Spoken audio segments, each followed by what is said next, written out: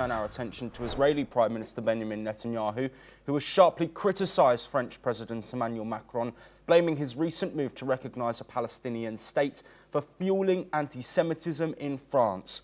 In a letter to Macron, Netanyahu accused the French leader of appeasing Hamas and emboldening Jew hatred, urging action to address the surge in anti-Semitism before the Jewish New Year on September the 23rd. Meanwhile, French Minister Benjamin Haddad responded, stating that France has no lessons to learn in combating anti-Semitism and criticised Netanyahu for exploiting the issue. This follows growing international recognition of a Palestinian statehood, with Australia joining the list this month. Well, Professor Nalapat, thank you for staying with us.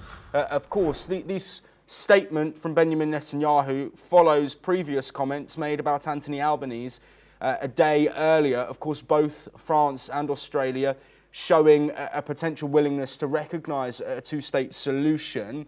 Why do you think Benjamin Netanyahu is hitting out at these world leaders who have spoken about a two-state solution? And do you expect more to come?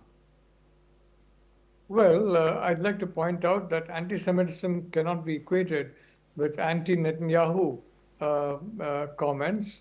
And I think one has to make a distinction between the two. There's no question that the Jewish people have contributed enormously to human civilization.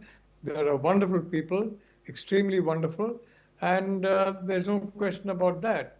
But the reality is that policies of Netanyahu are not very popular in several parts of the world, including most parts of Europe. So, but at the same time, the problem is that this Gaza war and the war in Lebanon has been used by genuine anti-Semitic elements to march on the streets in demonstrations allegedly against Israel, but in reality against the Jewish people. Let's not forget that Hamas, in its charter, made it very clear that Jewish people have no right to exist. Forget Israel. The Jewish people have no right to exist. And don't forget that this is the same credo that motivates the Iranian Revolutionary Guard, the same credo that has motivated so many radical groups. So I think, frankly, this is being used as an excuse by genuine anti-Semites to come on the streets. And after Macron's comment, more and more of them are going to flood the streets of Paris. That's a very safe forecast.